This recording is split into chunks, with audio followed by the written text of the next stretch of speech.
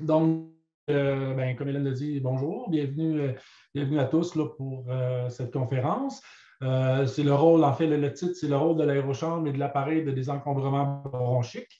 Naturellement, c'est avec le groupe d'entraide virtuelle en collaboration avec l'Association pulmonaire.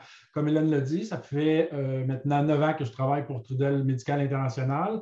J'ai couvert pas mal toute la province de Québec. Principalement dans les hôpitaux, dans les centres d'asthme et de MPOC.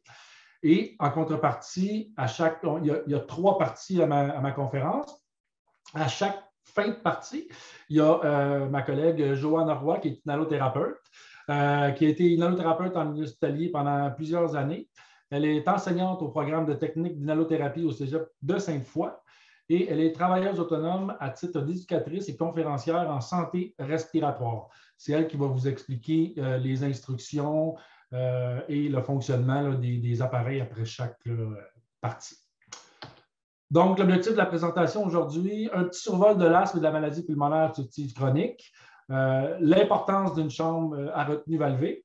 Donc, le fonctionnement et l'entretien vont être montrés par Mme Joanne Roy, l'inhalothérapeute. Je vais vous faire découvrir une nouvelle chambre portative qui risque de vous intéresser. Même chose, Mme Roy va vous expliquer son fonctionnement et son entretien. Et je vais faire la présentation de l'appareil de désencombrement bronchique. Et encore une fois, Mme Roy va vous montrer son fonctionnement et son entretien par la suite. Donc, l'asthme, ça représente un fardeau économique et social très important. À l'échelle mondiale, on estime que 334 millions de personnes souffrent d'asthme. Bon, je vais juste enlever ça. Et voilà. L'augmentation mondiale de la prévalence est principalement due à l'augmentation dans les pays en développement. De nombreux patients asthmatiques maîtrisent mal leur maladie. Une enquête européenne récente a révélé qu'environ 50% des patients ne contrôlaient pas bien leur asthme. Puis les coûts, on sait que c'est des coûts très élevés par rapport là, aux maladies chroniques en raison là, de l'utilisation importante des soins de santé. Au Canada, par rapport à l'asthme, au Québec, si on regarde au Québec, on est plus de 800 000 asthmatiques. 9 Canadiens sur 10 qui souffrent d'asthme ne maîtrisent pas leurs symptômes. Plus de 300 000 Canadiens souffrent d'asthme à comparer au Québec à 8. Oups, il y a peut-être une erreur ici, c'est peut-être le contraire. Là. Donc, c'est 300 000 et 800 000 au niveau du Québec et canadien. L'asthme est la maladie chronique la plus fréquente chez les enfants et la principale cause d'hospitalisation. L'année dernière, il y a eu plus de 70 000 consultations aux urgences en lien avec les crises d'asthme. Et malheureusement, quand on pense, souvent on dit, bon, là, c'est une petite maladie, on prend nos pompes et on est contrôlé, il n'y a pas de problème. Mais malheureusement, il y a environ 250 Canadiens qui meurent chaque année d'une crise d'asthme. Par rapport à la MPOC, au Québec, on dirait à peu près 594 000 personnes sont MPOC. Puis on estime que les gens au Canada, il y aurait 2,6 millions de patients qui vivraient à la maladie, mais qui n'auraient pas un diagnostic officiel. La MPOC est la 4e cause principale de décès au Canada, dépassée uniquement par les maladies cardiaques, les ACV et les infections respiratoires.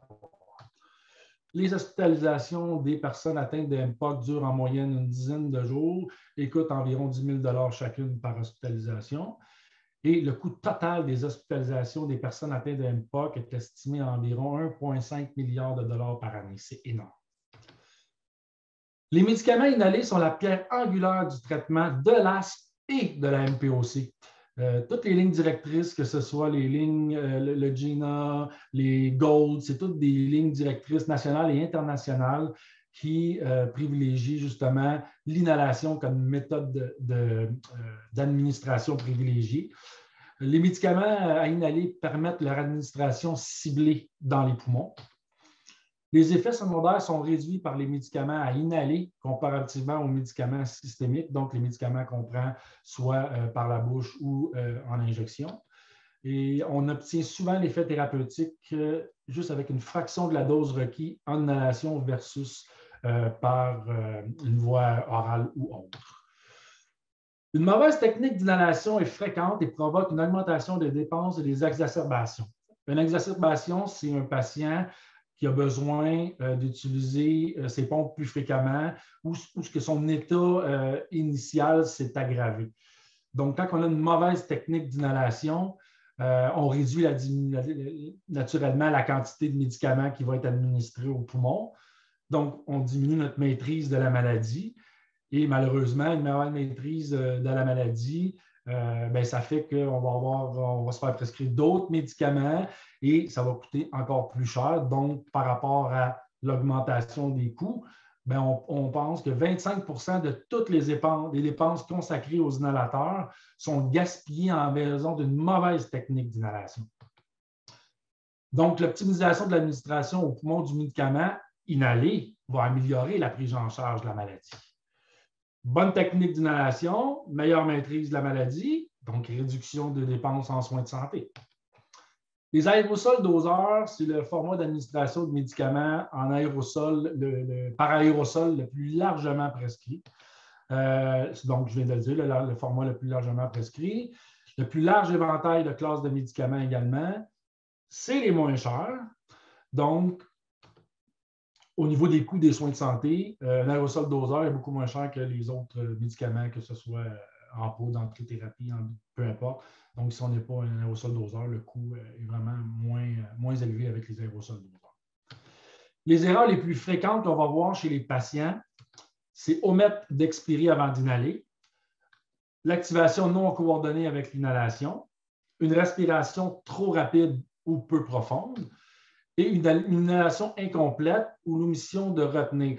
Tout ça va être expliqué par Mme Joanne Roy à la fin là, par rapport aux bonnes techniques, comment utiliser bien ces pompes avec l'aérochambre pour diminuer tous ces effets-là. Vous allez l'avoir à la fin. Donc, les aérosols doseurs vont poser un défi tant qu'à leur réutilisation en parlant d'aérosols doseurs seuls. Les aérosols doseurs pressurisés, ils émettent de grosses particules. C'est difficile pour les patients d'inhaler justement correctement ces particules. La plupart vont se déposer dans le pharynx, dans l'arrière de la gorge, ce qui peut entraîner des effets secondaires comme une candidose buccale, un mauvais goût dans la bouche et même jusqu'à une absorption donc, dans le sang. Si on regarde avec un aérosol doseur, le jet est environ entre 30 et 40 km/h lorsqu'on appuie pour avoir le jet. Si on regarde le dessin, on voit que la gorge s'est faite presque à 90 degrés. Il est presque impossible d'avoir le médicament qui va être bien délivré dans les poumons si on n'a pas un mécanisme qui va ralentir ça et qui va faire en sorte que les médicaments vont aller à la bonne place dans les poumons. Donc, le rôle justement des chambres de retenue à valve, c'est justement de ralentir justement le jet qui est beaucoup trop rapide et de garder les grosses particules parce que les grosses particules, ils ne vont pas être délivrées dans les poumons. C'est les plus petites particules qui vont aller dans les poumons pour faire l'effet justement thérapeutique. Donc, par le fait même, on va éviter les dépôts dans la gorge et réduire les effets secondaires. Donc, le rôle des chambres de retenue à valve, on sait que 9 adultes sur 10 n'utilisent pas le aérosol doseur correctement. Et ça vient d'une étude, pas avec des patients, avec des professionnels de la santé comme des pneumologues, des inhalothérapeutes, des pharmaciens. Donc, imaginez les patients quand ce n'est pas leur domaine. 9 sur 10 parmi les professionnels de la santé n'utilisent pas le aérosol doseur correctement. Donc, les chambres, comme je l'ai mentionné tantôt, sont conçues pour améliorer l'administration du médicament, réduire les effets secondaires et surmonter les difficultés à prendre leurs médicaments parce que la technique, c'est vraiment pas évident, comme vous allez voir tantôt. Donc, vous voyez à gauche l'effet avec un aérosol doseur seul. La plupart des médicaments vont aller vraiment dans l'arrière-gorge. Puis si on utilise une chambre là, de retenue valvée, comme j'ai parlé tantôt, comme l'aérochamber, l'inhalation est ralentie, le médicament va être administré, il va aller à la bonne place dans les poumons. Donc, à qui devraient être prescrites les chambres de retenue valvée? Aux enfants, aux adolescents, à quiconque qui utilise des corticostéroïdes inhalés, aux patients âgés, à tous ceux qui ont de la misère à coordonner l'activation de l'aérosol avec l'inhalation, à tous ceux qui ont de la difficulté à prendre de longues et profondes inspirations et de retenir le souffle pendant 5 à 10 secondes. Ce que ça veut dire, tous les patients qui ont un aérosol doseur devraient avoir une aérochambre. Et je le sais, vous dites, bon, je travaille pour la compagnie qui fabrique l'aérosol doseur, mais demandez à n'importe quel pneumologue, inhalothérapeute, infirmière, ils vont vous dire la même chose que nous. Donc, les chambres d'administration, les chambres, justement, peuvent aider à assurer l'administration uniforme du médicament. Donc, c'est important d'avoir confiance en la quantité de médicaments qu'on va avoir dans les poumons. Donc, pour ne pas avoir justement une fonction pulmonaire compromise, avoir une mauvaise technique d'utilisation et souvent avec l'âge ou la coordination. Une dose uniforme va aider à prévenir justement l'administration excessive ou insuffisante. Par rapport à ça, justement, on se demande éventuellement, avec la chambre que je vais vous présenter tantôt, plus tard dans l'autre segment, vous allez comprendre que ça va probablement grandement aider justement à diminuer l'administration excessive, entre autres, de Ventolin.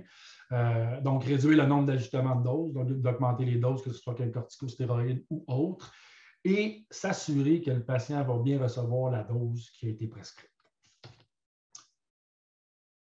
Les chambres ne sont pas interchangeables. Il existe d'autres chambres sur le marché versus l'aérochambre, mais vous n'en verrez presque pas parce que c'est quand même assez rare. Je vous dirais que l'aérochambre se retrouve dans 95 % du temps sur les tablettes là, des pharmacies parce que les autres chambres qui existent, ça peut avoir des répercussions en termes d'iniquité et d'efficacité parce qu'ils ne vont pas délivrer la même quantité de médicaments. Donc, soit une administration excessive ou insuffisante. Donc, c'est ce qui va se passer parce que toutes les chambres ne sont pas pareilles. Si jamais on vous en montre un autre, parlez-en à votre professionnel de la santé. Parce que je vous dirais, dans tous les hôpitaux du Québec, la seule qui est recommandée, c'est vraiment l'aérochambre. Et aussi, ce qui est arrivé, aussi dans les tout nouveaux médicaments en aérosol doseur qui est sur le marché, ils doivent inclure justement une chambre dans leur monographie de produits. Et dans tous les produits qui existent au Canada, le Zeneil, le Cuvard, l'Alvesco, l'Advair, le Flovent, c'est l'aérochambre qui est dans les monographies de produits. Et l'aérochambre, c'est la chambre qui est la plus fiable et qui a été la plus étudiée. Il y a des centaines de publications indépendantes, même pas faites par Trudel Médical, révisées par les pairs, ce qui veut dire révisées par les experts qui soutiennent justement ce que je vous parle aujourd'hui. C'est la marque la plus recommandée par les médecins et la plus recommandée par les pharmaciens. Et on est les seuls aussi, il n'y en existe pas des milliers, là, il y en existe une ou deux autres, là, mais on est les seuls qui ont un indicateur qui s'appelle l'indicateur de débit inspiratoire FlowView, qui permet justement de voir qu'on a bien inhalé notre médicament. Donc, d'assurer que le masque est bien étanche, de bien coordonner l'activation avec le déclenchement et de compter les respirations du patient. Comme ça, on peut compter nos respirations pour on est certain d'avoir reçu la bonne dose. Ce qui existe comme aérochambre disponible, ce n'est pas plus pour vous aujourd'hui. Il existe pédiatrique pour les petits bébés, les enfants et les adolescents. Je pense que ceux qui vous concernent, c'est beaucoup plus pour les adultes. La plupart, vous allez recevoir, ça va être avec l'embout buccal. Il existe un petit masque et un grand masque adulte. Les masques normalement, là, ça devrait être prescrit seulement les personnes qui ont des troubles cognitifs, arthrite, arthrose, difficulté à tenir avec l'embout buccal facilement.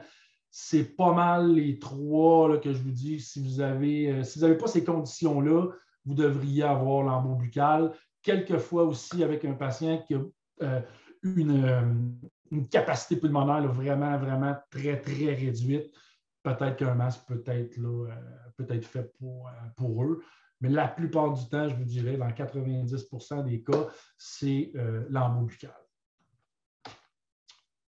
Et je ne sais pas si vous pouvez le prendre en note, on a aussi un site qui s'appelle myaerochamber.com, M-Y-A-E-R-O, chamber, C-H-A-M-B-E-R.com. Si vous allez sur le site, vous pouvez vous inscrire et vous allez recevoir un bel étui gratuitement par la poste pour mettre vos pompes, vos aérochambre, l'aérochambre. Et en même temps, vous allez avoir un rappel dans un an de changer votre aérochambre. Donc, quand devrais-je remplacer ma chambre et pourquoi? Nous, on recommande de remplacer la chambre à toutes les années. Nos tests de durée de vie sont effectués justement pour valider justement la bonne prise du médicament et la bonne dose. Donc, on recommande de le changer à tous les années. Sauf exception si jamais vous avez une valve qui est manquante ou endommagée. Si le masque ne s'adapte pas confortablement au visage ou si il est perforé ou endommagé, donc on doit la remplacer également. Donc, je laisse maintenant la parole à Joanne qui va vous expliquer justement les instructions et le nettoyage. Alors, bonjour tout le monde. Ça me fait plaisir d'être là aujourd'hui. Je voulais remercier Monsieur Lachapelle de m'avoir invité. Juste une petite correction, c'est que je ne suis plus enseignante au Cégep de Sainte-Foy. Je l'ai été, mais je suis retraitée de l'enseignement. Alors voilà, je vais vous parler vraiment du dispositif d'espacement AeroChamber.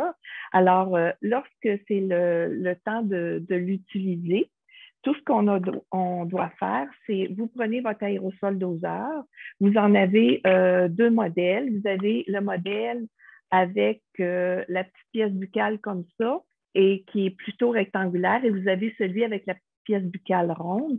Alors, les deux s'adaptent très bien parce que c'est du caoutchouc et ça va, en fait, ça va s'adapter à la pièce buccale que vous mettez au bout. Alors, celui-ci, c'est vraiment le dispositif avec la pièce buccale. Alors, c'est très important quand on veut l'utiliser, bien entendu, d'enlever le petit bouchon et de toujours agiter. C'est important et on l'agite uniquement avant de l'utiliser. C'est pas on l'agite, on le met là, puis on le prend après. Alors, on l'agite. Après ça, on le met dans sa bouche. Alors, je vais juste C'est important aussi quand vous utilisez vos dispositifs de toujours être bien positionné. Quand vous prenez votre inhalateur, c'est-à-dire d'être assis bien droit, d'avoir les pieds bien à plat au sol ou de le prendre debout.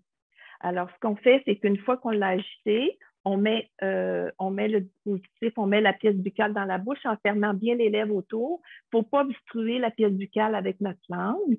Alors, on le met dans la bouche, on vide les poumons. On peut le vider à l'intérieur, mais soyez sans crainte, vous n'inspirez pas l'air que vous rejetez parce qu'on a une petite valve unidirectionnelle ici qui va faire en sorte que l'air va sortir par les petits trous de chaque côté.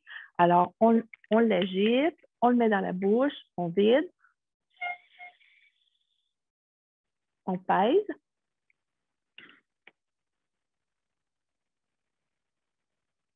On l'inhale et on retient son souffle pendant 10 secondes. C'est très important pour permettre à les médications de bien se déposer, de bien s'accrocher dans vos bronches.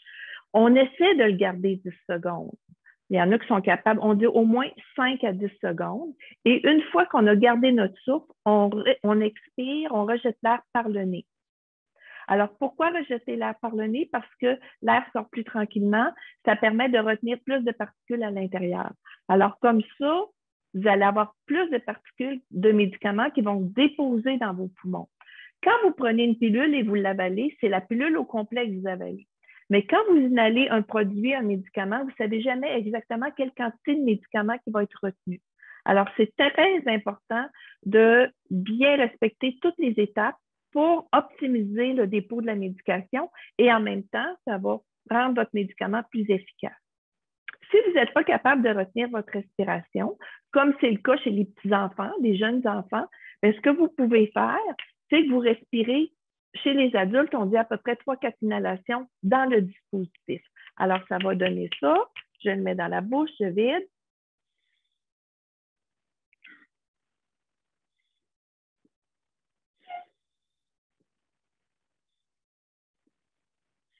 Alors, comme vous voyez, j'ai respiré 3 à 4 respirations dedans et vous allez quand même avoir du médicament qui va se déposer dans vos poumons. L'autre chose, c'est que quand vous allez prendre, généralement, c'est 2 inhalations et j'en prenne, il ne faut surtout pas peser 2 coups de suite comme ça. On prend une inhalation, on le fait bien comme je viens de vous montrer, on attend 1 minute et on prend la deuxième inhalation. Si, là, je vais faire quelque chose qui n'est pas correct, vous allez voir ce que ça va faire.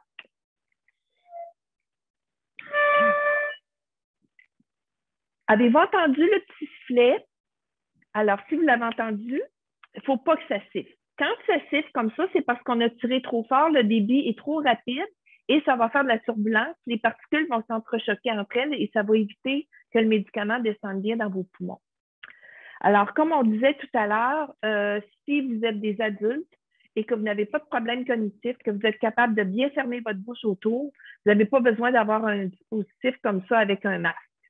Si jamais vous avez ça, ben, demandez à votre pharmacien de vous changer pour celui qui a une pièce buccale. L'autre chose, maintenant, on va parler du nettoyage. Alors, lorsqu'on veut nettoyer, on n'a qu'à le démonter. On suggère de le nettoyer une fois par semaine. Alors, on démonte ça, c'est très facile. Ça se démonte et on met ça dans l'eau de vaisselle propre, dans un petit bassin propre.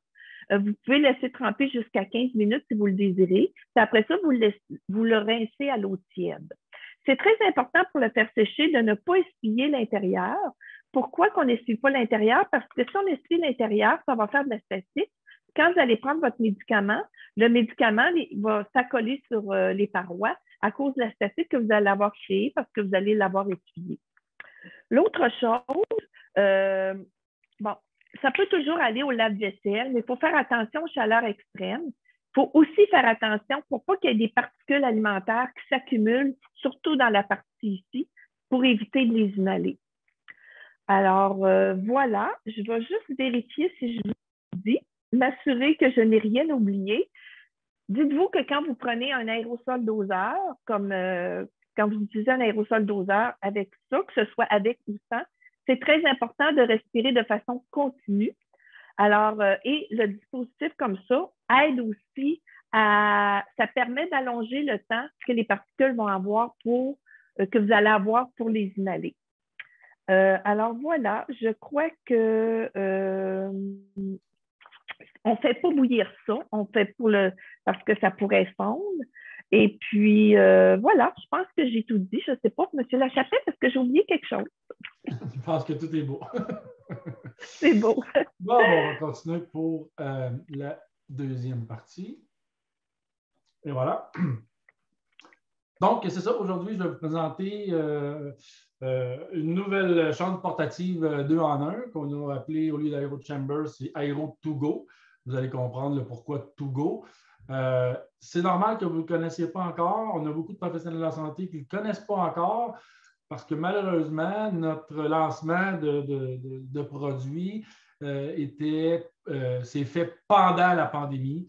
Donc, ce n'était pas le meilleur temps là, pour choisir de lancer un produit, mais c'était déjà prévu. Donc, vous allez comprendre comment ça fonctionne.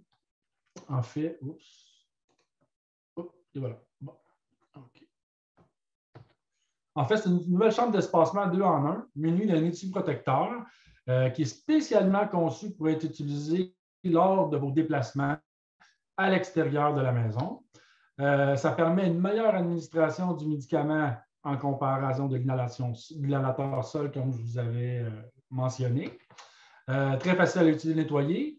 Comme on vient de le voir, c'est Joanne qui va vous montrer là, comment son fonctionnement et son entretien là, après le segment. Naturellement, fait partie de la gamme là, de produits AeroChamber.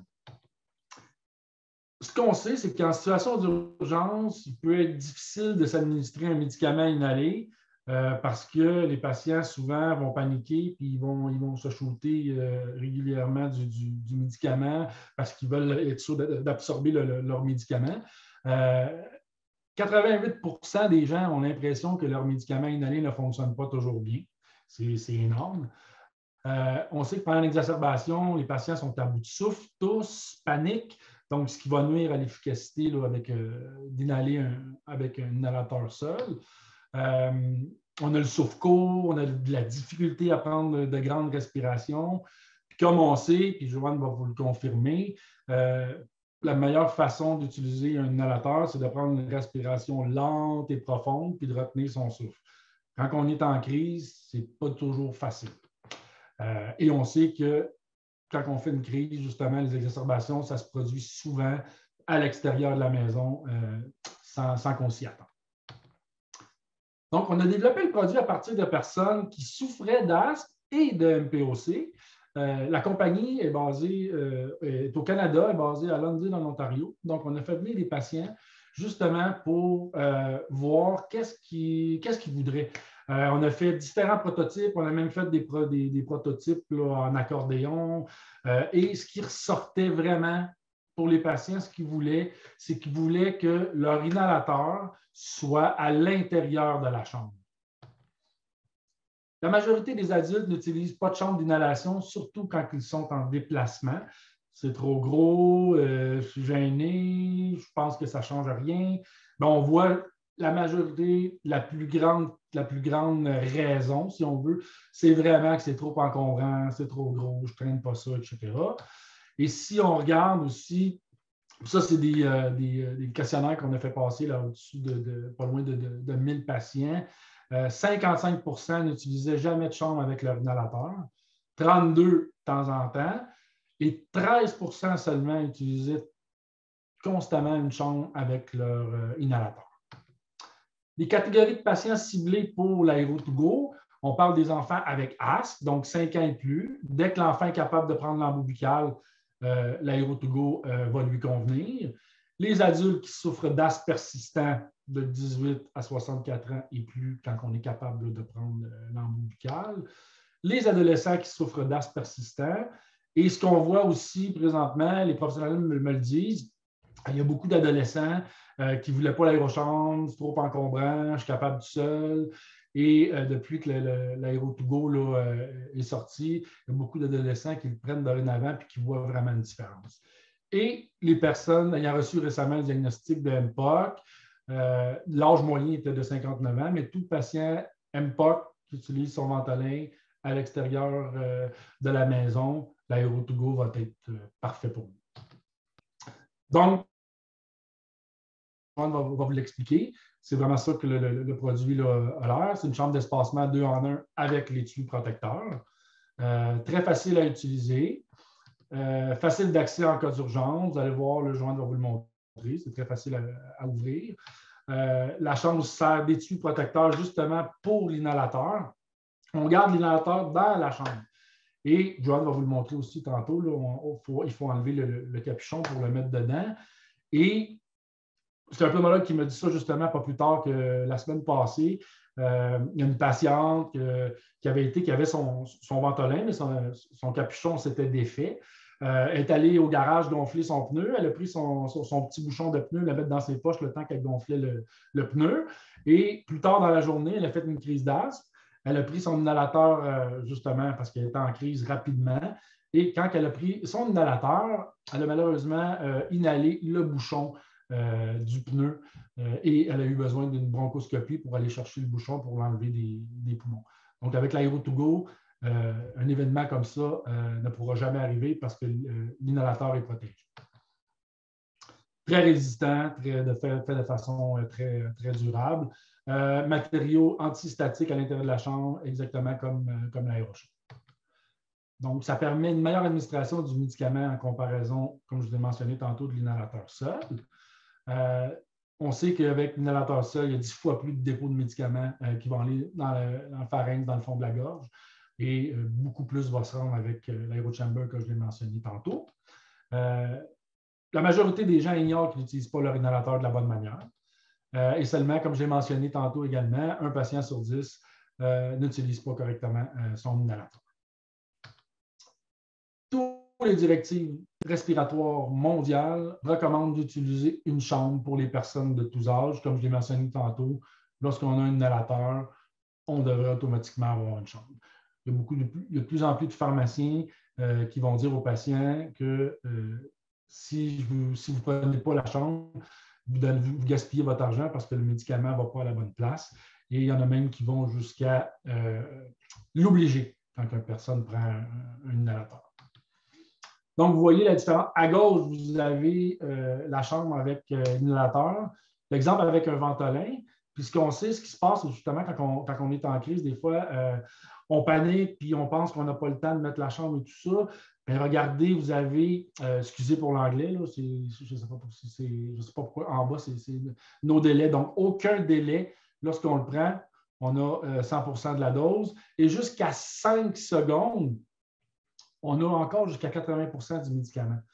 Tandis que si on regarde aucun délai avec une technique parfaite, simulée, ce qui existe très rarement, si on attend moins de... On a des études entre 0,5 et 1 seconde, vous avez 80 du médicament qui est déjà disparu dans le fond de la gorge et non pas dans les poumons. Donc, ça assure une distribution adéquate du médicament, même après une inhalation tardive. Et lorsqu'on utilise l'inhalateur seul, comme je viens de le mentionner, 80 du médicament va être perdu si on attend lorsqu'on active en même temps l'inhalateur. Donc, à ce stade, je l'avais montré tantôt, on avait les enfants, les adultes, et là, on peut rajouter l'aéro-to-go lors de nos déplacements. Et soyez sans crainte, je ne sais pas pour les patients, si les patients qui sont RAMQ, c'est remboursé par la RAMQ et les assurances privées pour ceux qui ont des assurances privées. Je passe maintenant la parole à notre inhalothérapeute, Joanne, pour vous montrer l'instruction et le nettoyage. Alors, bonjour, je vous reviens justement. Alors, vous voyez, j'ai dans mes mains l'aéro-to-go. Alors, pour l'ouvrir, vous avez un petit chiffre ici qui est marqué 1 et vous avez un petit chiffre ici qui est face à moi, en fait, comme ça, qui est marqué 2. Alors, pour débuter, on va peser sur le 1 ici et vous voyez, ça s'ouvre facilement. Et le 2 ici, qui est face à moi, ben là, je l'ouvre comme ça. Une fois qu'il est ouvert, alors vous voyez, vous pouvez prendre votre inhalateur sans le bouchon, parce que si vous gardez le bouchon, on n'est pas capable de le mettre dedans. Alors, vous prenez votre inhalateur et vous le déposez comme ça, vous refermez et voilà, vous êtes prêt pour le transporter. Alors, c'est très important. Un inhalateur, dites-vous que quand vous inhalez, ça va dans vos poumons. Alors, comme il disait tantôt, M. Lachapelle, il ne faut pas qu'il y ait de particules. Ça peut être un petit morceau tout petit, ça peut être une petite broche, ça peut être n'importe quoi. Il ne faut surtout pas que ça pénètre dans les voies respiratoires parce que ça prend une bronchoscopie pour l'enlever. Et aussi, c'est très important que la petite valve ici reste propre. Vous voyez, il y a un tout petit trou, c'est là que sort le médicament. Alors, on ne devrait jamais laisser libre comme ça dans ses poches ou dans une bourse un inhalateur comme ça. L'autre chose que je voulais vous dire, c'est que si, comme on disait tantôt, souvent les gens, quand ils quittent la maison, ils partent sans leur dispositif d'espacement, sans leur aérochambre, parce qu'ils disent « j'ai pas de place. Pas de place dans ma sacoche, j'ai pas de place. » Puis s'il y a un moment où c'est important de l'utiliser, c'est bien quand les gens sortent de la maison, qui sont essoufflés à l'effort, bien là, c'est doublement plus important de l'avoir pour permettre à plus de médicaments de se déposer. Alors, voilà. Maintenant, comment qu'on l'utilise? Alors, une fois que je l'ai mis dedans, je voulais vous dire qu'on ne peut pas l'utiliser avec le dispositif rond. Parce que malheureusement, ici, vous voyez, c'est rectangulaire. C'est moins souple que ce qu'on avait tantôt avec l'aérochambre. Alors, on ne peut pas l'utiliser avec un dispositif rond. On l'utilise uniquement avec notre inhalateur là, quand le distributeur a une forme ovale rectangulaire. Alors, voilà. Alors, je l'ai mis dedans. Quand je vais l'utiliser, je pèse sur 1, j'écarte 2 et j'ai mon dispositif. Je le referme. Voilà. Et là, je vais le mettre dans l'orifice qui est ici. Et là, je fais exactement la même chose que tout à l'heure. Je l'agite. Alors, je le mets dans ma bouche. Je ferme bien les lèvres autour. Je dépose mes dents sur la pièce buccale. Je n'obstrue pas l'intérieur avec ma langue. Je vide. C'est la même chose quand je vide. Il y a une valve unidirectionnelle qui empêche l'air de pénétrer dans la chambre. Alors, l'air va sortir de chaque côté. Je vide.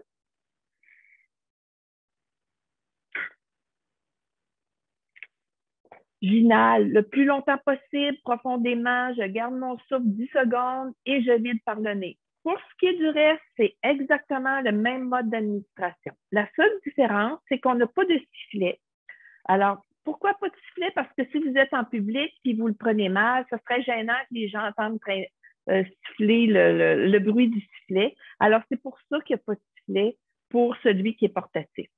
Alors, une fois que je l'ai utilisé, à chaque fois, on peut toujours, comme celui-là, on peut toujours prendre un papier mouchoir, essuyer la pièce buccale, mais l'entretien, c'est comme celui-ci, c'est qu'on demande de le laver à l'eau savonneuse une fois par semaine. Celui-ci, on pourrait toujours prendre une lingette pour l'essuyer. On peut prendre aussi une lingette désinfectante là, de marque Lysol, par exemple, pour le nettoyer.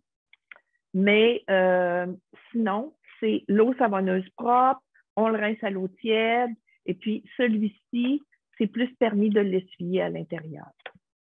Alors voilà, ça peut aller au lave-vaisselle, mais il faut faire attention aux chaleurs extrêmes lors du séchage. Idéalement, ça serait de le laver au lave-vaisselle, de le mettre dans le panier du haut, mais peut-être éviter de le faire sécher dans le lave-vaisselle. Mais je trouve ça plus simple, moi, de le laver comme ça là, à l'eau propre. Ce que j'ai oublié de vous dire tout à l'heure aussi, c'est que il est permis d'utiliser ça et ça avec le Respimat, sauf que ça ne sera pas plus efficace si vous l'utilisez avec ça, sauf si vous avez des problèmes chez les gens qui ont des problèmes de coordination ou des problèmes cognitifs. Vraiment. Sinon, ça, ce n'est pas fait pour être utilisé en usage régulier avec ça. C'est juste on le garde vraiment pour les gens qui auraient des gros problèmes là, cognitifs ou de coordination. Alors voilà. Alors, c'est très facile à transporter, ça prend moins de place. Alors, une fois que j'ai terminé, je l'ai utilisé, j'ai pris mes 2 inhalations séparément, je refais la même chose, je l'ouvre et je redépose mon inhalateur à l'intérieur. Alors voilà, excusez-moi, je l'avais déposé à l'envers. Alors, il y a vraiment un sens pour le déposer, comme ça, je le referme, je ferme ma pièce buccale et voilà. Excusez-moi. Pour ce qui est du volume, c'est pratiquement le même volume. Il y a 9 millilitres de différence. Donc, c'est quand même aussi efficace d'utiliser un que l'autre. Mais on recommande, peut-être à cause du sifflet, d'utiliser plus celui-là à la maison, puis celui-là peut-être à garder pour le transport. Alors, encore une fois, M. Lachapelle, si jamais j'ai oublié quelque chose, il ne faut pas vous gêner pour compléter. Je ne sais pas si je vous l'avais dit, mais quand on n'utilise pas de dispositif et que ça arrive directement dans la bouche, on perd plus de médicaments, on le dit, mais plus il y a de médicaments qui restent emprisonnés dans la bouche et dans l'oropharynx, plus on a d'effets secondaires. Alors, ça aussi, c'est un inconvénient de plus. Voilà. OK.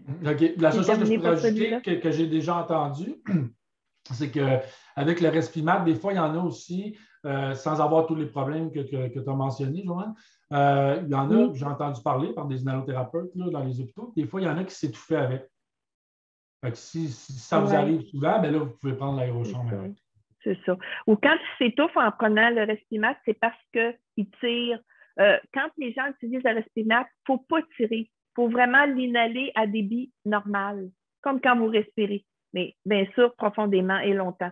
Alors, si vous tirez, ben là, c'est là que ça va faire tousser. Des fois, on dit aux gens de commencer à inspirer un petit peu avant de peser, fait que ça va éviter aussi la toux. Mais effectivement, ça peut être une façon de corriger le problème. Ah, ben on va continuer. Merci, Joanne. On va continuer avec le 3e segment. Oups. Current slide. Oui, bon. Donc, la 3e du point qu'on avait là, dans le titre, la thérapie de désobstruction des voies respiratoires avec un produit qui s'appelle l'aérobicon. Quel est l'impact d'un excès de mucus, justement, chez les patients? Quand on a une bronche en santé, le mucus bloque et limite, c'est-à-dire, quel est l'impact d'un excès de mucus? C'est que le mucus va bloquer et limiter les voies respiratoires, ce qui rend la respiration difficile. Des bronches pulmonaires entières peuvent être bloquées et les bouchons de mucus vont justement causer de l'hyperinflation et de piéger les gaz à l'intérieur. Donc, une réduction du transfert de gaz mène à l'essoufflement et à une diminution de la qualité. Et naturellement, le mucus, c'est un nid à infection, ce que les pneumologues et les professionnels de la santé là, nous mentionnent. C'est l'environnement parfait justement pour avoir des infections à répétition. Et justement, les infections vont endommager davantage le tissu pulmonaire et davantage réduire vos capacités respiratoires. Qu'est-ce que la thérapie de pression expiratoire positive oscillant? C'est un grand terme pour simplement mentionner que c'est quand le patient expire à travers le dispositif, il y a comme un niveau de résistance qui crée une contre-pression dans les voies respiratoires. C'est ce qui fait que ça va ouvrir les voies respiratoires. Donc, la pression va garder les voies respiratoires ouvertes et va aider à remplir les alvéoles qui sont sous-gonflés ou affaissés. Et la résistance que crée en même temps l'expiration va faire que ça va créer des oscillations dans les voies respiratoires pour décoller justement le mucus qui est emprisonné dans les voies respiratoires. Donc, l'oscillation, ça crée des petites poussées d'air qui vont déloger justement le mucus et aider à l'amener vers les voies respiratoires supérieures pour pouvoir l'évacuer. Donc, ce que vous pouvez, avec le fonctionnement du dispositif, la première image que vous avez en haut, c'est avant l'utilisation. Donc, vous voyez le jaune, c'est le mucus qui est pris dans la voie respiratoire. Lorsqu'on expire dans l'appareil, on voit que ça rouvre les voies respiratoires. Par contre, le mucus va rester sur les voies respiratoires. C'est les oscillations qui vont faire en sorte que ça va décoller le mucus. Et le fait qu'on décolle le mucus et qu'on le retire fait que quand on va prendre ces médicaments inhalés, le médicament va aller plus profondément dans les poumons. Donc, je viens de l'expliquer là, ce que ça fait par rapport à, graphiquement parlant, là, ce qu'on peut voir. Les états pathologiques qui peuvent tirer parti justement de l'aérobika. Vous avez les maladies pulmonaires chroniques prédisposées avec une production abondante d'expectoration, comme la fibrose kystique et autres troubles respiratoires. Tout trouble respiratoire avec un problème de mucus, l'aérobika peut aider ces patients-là. Naturellement, la majeure partie des patients qui vont en bénéficier, c'est les patients avec une maladie pulmonaire obstructive chronique et certains types d'asthme, parce qu'il y a des asthmes très sévères qui peuvent amener la sécrétion de mucus et ça peut aider justement ce type de patients-là. Vous avez les bronchiectasies, la télectasie, tout état, comme je viens de le mentionner, là, qui produisent une rétention justement du mucus là, dans les voies respiratoires. Les patients qui reçoivent un traitement d'hygiène bronchique afin d'optimiser l'administration de bronchodilatateurs. Je vais vous en parler tantôt. C'est quand même plus au niveau hospitalier, mais on peut utiliser avec un compresseur et un nébuliseur en même temps l'aérobika. Et toute maladie neuromusculaire qui entraîne une toux inefficace, dystrophie musculaire, sclérose en plaques, paralysie cérébrale, etc. Donc, les exacerbations, justement, comme j'en ai parlé tantôt, quand le patient n'est pas à son état initial, donc il est en détresse respiratoire, c'est un fardeau important pour le système de santé. En fait, comme je viens de le mentionner, une exacerbation, c'est une aggravation aiguë des symptômes qui nécessitent un traitement supplémentaire. Ça influe négativement, justement, sur la santé puis la progression de la maladie. 23% des patients qui vont être hospitalisés pour une exacerbation vont mourir au courant de l'année, ce qui est énorme. Le meilleur pour prédire les exacerbations, c'est le nombre qu'on a eu l'année précédente. Les exacerbations, c'est le motif le plus courant des consultations médicales à l'urgence des hospitalisations. Une hospitalisation va être nécessaire dans plus de la moitié des cas d'exacerbation de la MPOC. Il y a beaucoup de chiffres, là, mais il y en a un qui va être plus important à retenir vers la fin. Là. Le 3/4 des patients qui ont une maladie pulmonaire vont connaître une exacerbation dans leur vie. La moitié de ces patients-là vont nécessiter une hospitalisation et un pourcentage quand même assez élevé là, de 23 %. Ça va prendre plusieurs semaines avant de revenir à l'état initial. Comme je l'ai mentionné aussi tantôt, les exacerbations, ça coûte très cher au niveau des soins de santé. Un patient sur 3 hospitalisé en raison d'une MPOC va être réadmis à l'hôpital ou à l'urgence dans l'année. Le chipartonine, c'est vraiment un patient sur 5 qui a été hospitalisé ou qui est allé à l'urgence va revenir dans le mois suivant. Donc, on parle à peu près de 20 à 25 % des patients, puis ça, c'est confirmé par les inhalothérapeutes. On appelle ces patients-là les patients des portes tournantes. Donc, rentrent à l'hôpital, sortent, reviennent. Donc, c'est ça qu'il faudrait là, justement là, diminuer pour diminuer les coûts et améliorer la santé et la qualité de vie des patients. Ce qui se passe justement au niveau des voies respiratoires quand on est en post-exacerbation, donc après avoir eu une exacerbation, donc l'aggravation aiguë de nos symptômes. Il y a une difficulté structurelle et fonctionnelle des voies respiratoires. Vous avez d'un côté l'augmentation de la production de mucus et d'un autre côté, la difficulté, la diminution et la difficulté de pouvoir l'éliminer, justement. Donc, la résistance au débit expiratoire, parce qu'on a des bouchons de mucus, augmente en raison de l'inflammation et l'accumulation de mucus dans les voies respiratoires. Le débit expiratoire, naturellement, est limité parce que les voies sont rétrécies par le mucus, puis c'est plus difficile de vider nos poumons. Et ne pas vider complètement ses poumons, c'est ce qui fait qu'on a une sensation d'être essoufflé. Les exacerbations, malheureusement, ont un impact négatif sur la qualité de vie des patients. Ils sont limités dans leur activité quotidienne. Il y a beaucoup de patients aussi qui sont anxieux et dépressifs. Il y a souvent une perte de poids aussi qui est observée parce que les patients mangent de moins en moins. Donc, ce qui amène à une réduction de la qualité de vie. Donc, voici l'aérobika. Si vous allez là, en pharmacie, lorsque vous allez vous le procurer, c'est la boîte là, que vous allez recevoir, c'est le produit qu'on a.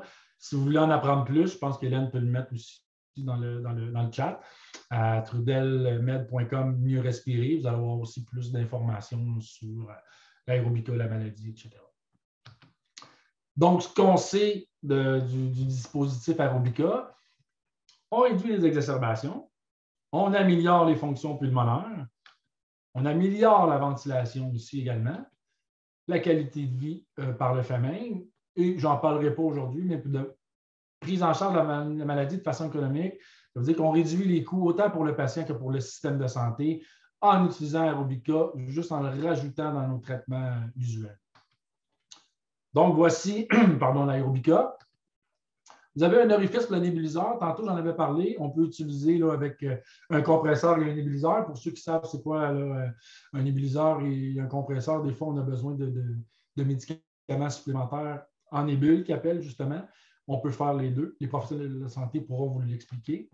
L'orifice de ventilation, lorsqu'on expire, c'est dirigé vers l'extérieur. Donc, on n'a rien qui revient dans le visage ou quoi que ce soit. Il y a le clapet anti-retour, donc on peut inspirer et expirer dedans sans problème. C'est très, très, très léger, ça se tient très confortablement dans la main et on peut l'utiliser aussi de plusieurs orientations. C'est conçu pour être assemblé correct à chaque fois. Joanne va vous le montrer tantôt, lorsqu'on l'ouvre. On ne peut pas se tromper parce qu'il y a un rond et un carré, on ne peut jamais le mettre à l'envers, c'est impossible. Et on va vous parler aussi du nettoyage et de la désinfection plus tard. Ce qui est intéressant aussi, c'est qu'on a un indicateur. Il y a 5 niveaux d'indication. C'est l'indicateur de résistance. Donc, quand on est plus en forme, qu'on se sent mieux, on peut monter le niveau pour avoir plus de résistance, donc plus de vibrations fortes qui vont aider à décoller plus facilement. Mais c'est comme la technique va vous le mentionner tantôt, c'est pas mieux de le faire juste 1 ou 2 fois au plus fort que de le faire de manière constante une dizaine de fois. Joanne va pouvoir tout vous expliquer ça tantôt. Donc, ça convient à un groupe de patients à haut ou bas débit expiratoire.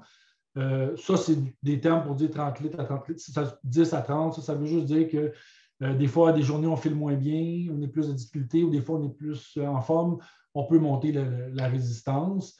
Donc, c'est un seul dispositif pour tous les types de patients. Donc, ça évite la confusion pour choisir un dispositif. On élimine justement la nécessité d'en conserver deux. Et c'est les meilleurs choix pour les patients qui fluctuent là, au niveau de leur débit, justement. Il n'y a aucune aide nécessaire. Une fois que la technique est bien maîtrisée, dans ce type de traitement-là, de désencombrement bronchique, la technique est primordiale pour avoir un bon traitement.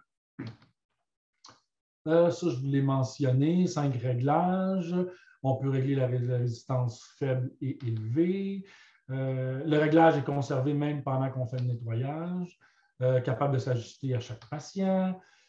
Une expiration active et longue expose le mucus à des oscillations constantes. Donc, plus qu'on est constant dans notre traitement, plus que les oscillations vont être constantes, meilleur que le traitement est, et ça va être moins fatigant en même temps aussi pour le patient. Vous voyez, les niveaux de résistance là, sont dans le bas de l'appareil. Joanne va pouvoir vous le montrer tantôt. Comme je vous l'ai mentionné, on peut l'utiliser de n'importe quelle façon au niveau de l'orientation. Donc, peu importe, des fois, les patients, et surtout les MPOC, des fois, on est plus penché par en avant ou on est en position un peu inclinée. On peut l'utiliser, il n'y a aucun problème. On va pouvoir vous en parler. Ça se démonte en 4 parties. On peut le laver au lave-vaisselle. On peut le mettre dans l'eau savonneuse, le laisser tremper, etc. Je vais pouvoir vous en parler.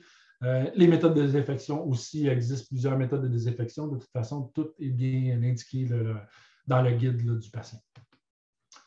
Donc, les caractéristiques principales, j'en ai parlé, convient à tous les types de patients. On peut administrer un aérosol lorsqu'on peut le combiner avec un nébuliseur.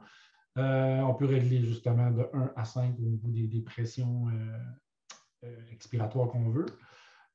On peut inspirer et expirer dedans. On peut l'utiliser en n'importe quelle façon ou orientation. Très, très, très, très léger. Il se tient très, très confortablement dans la main. Facile à nettoyer et à désinfecter et peut être mis au lave-vaisselle. Donc, je vais juste vous parler rapidement je pense que c'est 1 ou 2 études, peut-être 3 études cliniques. Robarts Imaging et Western, ça, c'est des compagnies. Western University, c'est en Ontario et Robarts Imaging aussi, c'est en Ontario. C'est pas besoin de comprendre les termes, là. Tout pour vous dire qu'on a fait ça avec une imagerie par résonance magnétique de ce que je vais vous montrer. En fait, on voit un poumon sain en santé. On voit que c'est vert fluo partout. Ça veut dire que la ventilation du patient est vraiment adéquate. Si on voit un poumon avec une personne qui a une MPOC, vous voyez, c'est beaucoup plus noirci. Les zones noircies, bien, la ventilation ne se rend pas à cause justement des bouchons de mucus qui sont dans le système là, respiratoire. Donc, tout ça pour dire qu'on a fait une étude avec des patients bronchiectasiques, bronchite chronique. 3 semaines d'utiliser le dispositif, 3 semaines sans utiliser le dispositif. Et c'était pour montrer justement l'effet que l'aérobika aurait chez les patients au niveau de la ventilation. Donc, vous voyez un patient donc avant l'aérobika, des zones noircies, donc bouchons de mucus, l'air ne se rend pas. Et l'image à droite, vous voyez, les zones deviennent ventilées parce que le patient s'est libéré de son mucus, donc il respire de façon, il respire beaucoup mieux et diminue donc justement la dyspnée, ce qui augmente la qualité de vie, comme vous allez voir. Et aussi, je vous ai parlé qu'on réduisait les exacerbations. Une étude qu'on a faite justement pour comparer des patients, c'était 400 patients qui sortaient de l'urgence ou de l'hospitalisation avec les traitements usuels. On a rajouté l'aérobika dans un autre groupe de patients et il y a quand même eu une réduction de 28 des exacerbations. Donc, les fameux patients porte tournantes là, qui reviennent, rentre-sort, ben, il y en a eu 28 de moins en utilisant, seulement qu'en rajoutant l'aérobika dans leur traitement. aussi, il y a eu aussi, ce qui est important quand je parlais aussi tantôt des nids d'infection et tout ça, la résistance aux antibiotiques, ce qu'on entend de plus en plus. Il y a eu une réduction, je n'ai pas le graphique, mais il y a une réduction de près de 60 d'utilisation d'antibiotiques. Et pour ceux qui connaissent ça, il y a eu une réduction de 90 d'utilisation de la prednisone orale, donc le corticostéroïde oral qu'on vous donne quand vous faites une exacerbation. On a la rétroaction des patients. On avait fait un sondage pan-canadien. On avait donné dans les centres MPOC un aérobica pour que les patients puissent justement l'utiliser et voir la satisfaction des patients. C'était le minimum, ils l'utilisaient pendant 1 mois et on voyait que 65 des patients avaient utilisé le dispositif plusieurs fois par jour. 95 étaient satisfaits ou très satisfaits de la qualité. 91 étaient satisfaits ou très satisfaits de comment on l'utilise. 93 étaient satisfaits en général de l'appareil, ce qui est des chiffres quand même assez énormes quand on parle au niveau de la satisfaction de la qualité d'un appareil. Mais ce qui est encore plus important, c'est que 98 continuent d'utiliser le dispositif après 4 semaines d'utilisation. Donc, ce que ça veut dire, c'est que ça fonctionne. Ce que les gens disaient la plupart du temps, c'était bien sûr, presque 60 des patients, que c'était facilité accrue à dégager le mucus des poumons, possibilité de respirer plus profondément. Effectivement, comme je vous ai mentionné, on augmente la ventilation pulmonaire, donc on est capable de respirer plus profondément. Moins de toux et amélioration de l'état général du patient. Bon, ça, c'est des commentaires qu'il y a eu en anglais. Là, pour ceux qui connaissent l'anglais, très content du nouveau produit. J'avais une toux chronique depuis 5 ans. Après 2 ans d'utilisation, j'adore. Après deux utilisations, j'adore déjà mieux. J'ai réussi à me libérer mon mucus. Une qui avait des chatouillements dans voyons, vas-tu dire, la cage thoracique sont disparus, etc. Donc, et ce n'est pas moi qui le dis. Comme je vous dis, je fais la plupart des hôpitaux du Québec et on a beaucoup de commentaires. Des patients que les inhalothérapeutes voyaient à l'hôpital, qui ne les voient plus parce que justement, ils se libèrent du mucus, ils sortent les bébites, ils sortent les cochonneries. Donc, ils ne font plus d'exacerbation. Donc, c'est vraiment un produit très intéressant.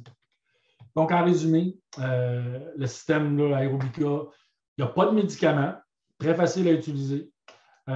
Et justement, ça aide les gens qui ont une production excessive de mucus à justement mieux respirer. Donc, une diminution de l'essoufflement, augmentation de la capacité pulmonaire, justement parce qu'on ventile mieux, et une amélioration de la qualité de vie également. Donc, ça aide à mieux respirer et à mieux vivre. Je passe maintenant la parole à Joanne pour vous expliquer les instructions et le nettoyage.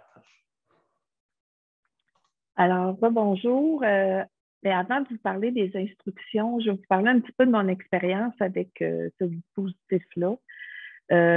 Moi, je dirais que si vous avez de la difficulté là, à expectorer, il y a des gens qui disent je tousse, ça ne veut pas sortir. Puis si vous faites des infections fréquentes, c'est pour vous.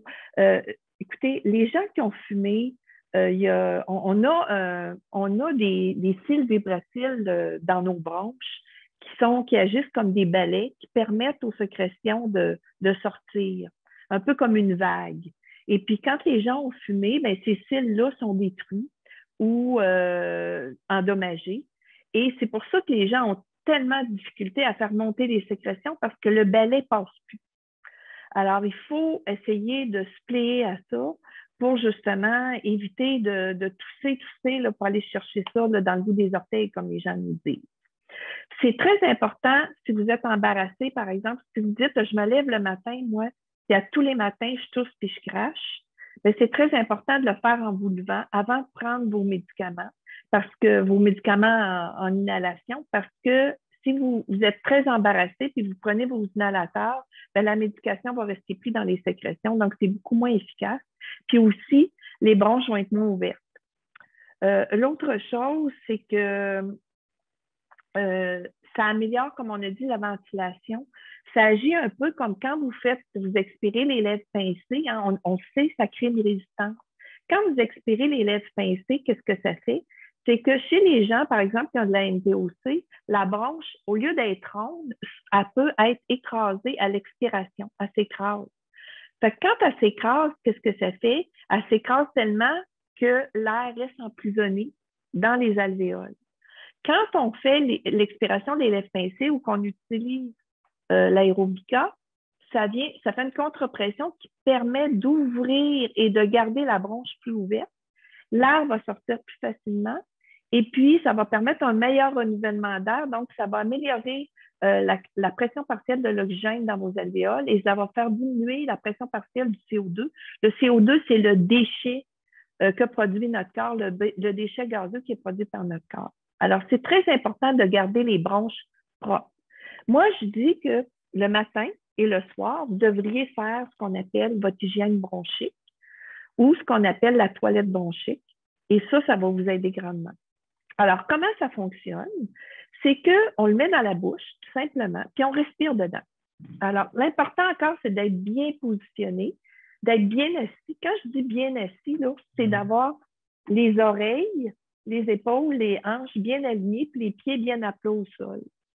Alors, vous voyez qu'ici, tantôt on en a parlé, il y a un indicateur. Moi, j'ai le vieux modèle, c'était de plus à moins, ou de moins à plus, si vous voulez. Et ça augmente la force de résistance. Maintenant, il y a des chiffres de 1 à 5. Alors, quand vous allez l'ajuster, quand vous commencez, peut-être le mettre au plus bas ou dans le milieu, ça va être plus ou moins difficile quand vous allez respirer dedans à l'expiration. À l'inspiration, ça ne change rien, mais à l'expiration. Alors, ce que vous faites, vous mettez la pièce buccale dans la bouche, vous fermez encore là bien les lèvres autour, vous évitez de mettre la langue dedans et vous respirez dedans comme ça.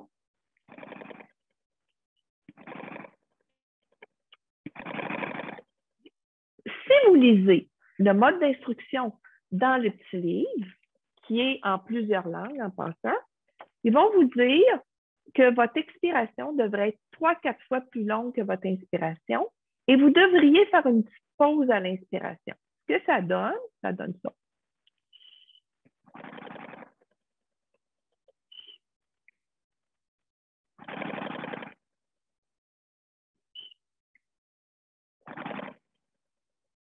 La petite pause, si vous trouvez ça trop fatigant de la faire en fin d'inspiration, c'est pas grave si vous la faites pas. Ça va quand même être efficace. Puis, moi, je dis aux gens, quand vous le faites, là, retenez qu'il faut que l'expiration soit plus longue que l'inspiration. Parce que la résistance et l'oscillation se fait à l'expiration. Ce que vous pouvez faire aussi, c'est faire un bon soupir de temps en temps. Alors, ce que ça fait ça.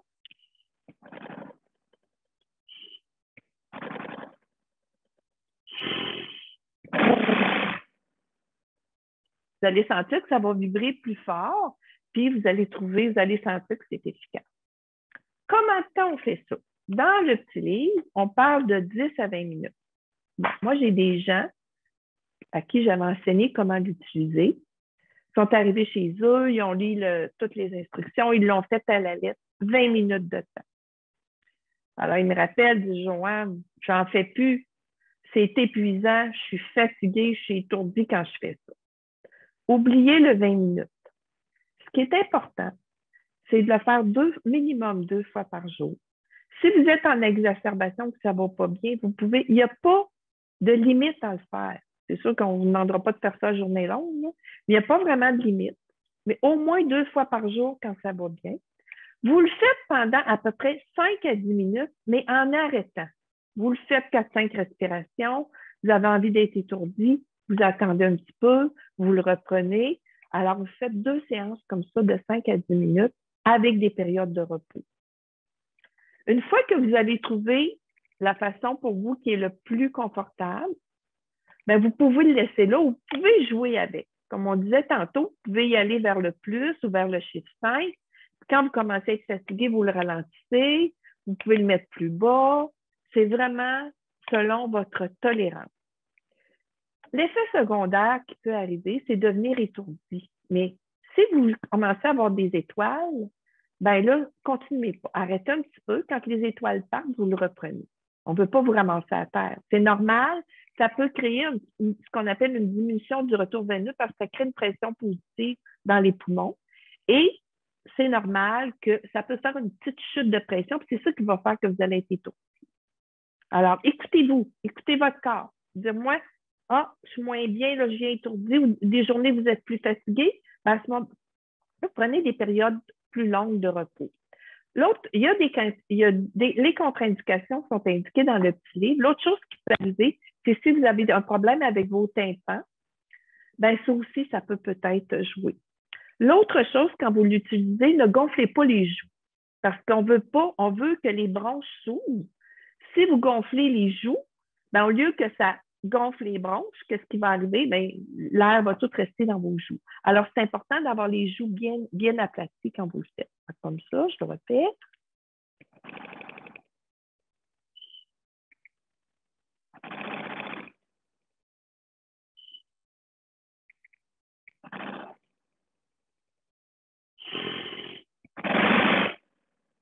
De temps en temps, on prend un bon soupir.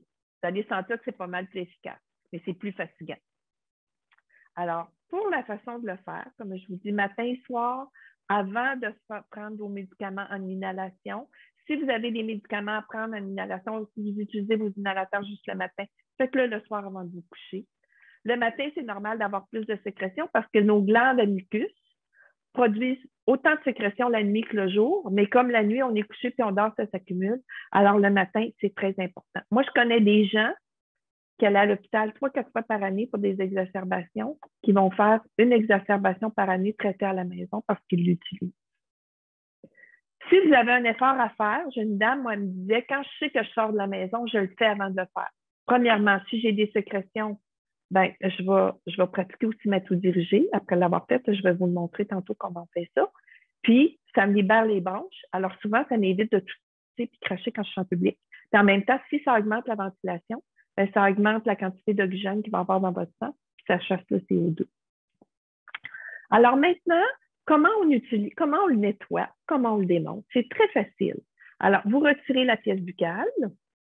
Si ce n'est pas nécessaire de le démonter et de le nettoyer à chaque utilisation, on peut le nettoyer à chaque jour si vous voulez, mais ce n'est pas une obligation, mais au moins un bon nettoyage par semaine.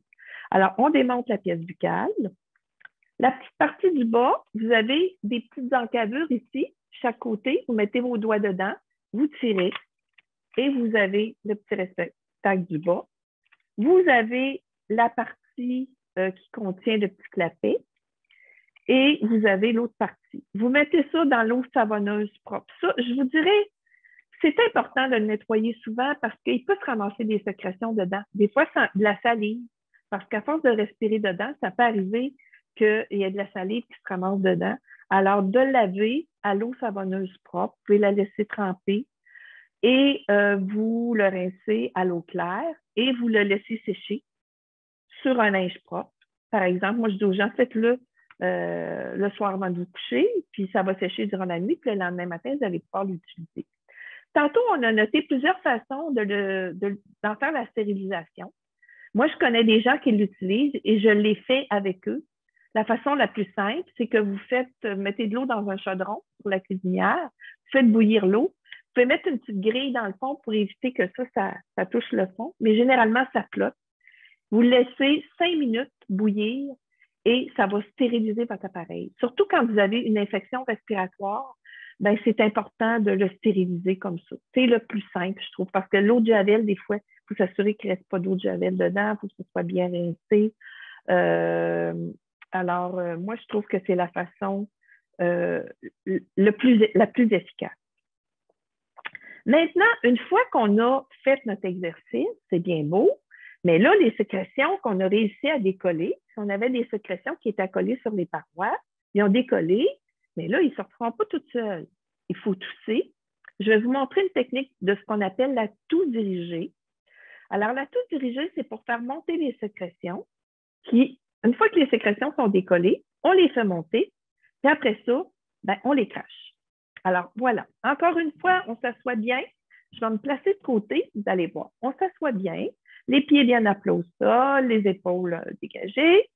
Et ce qu'on fait, c'est qu'on expire en pinçant les lèvres pour les gens qui ont une MPOC.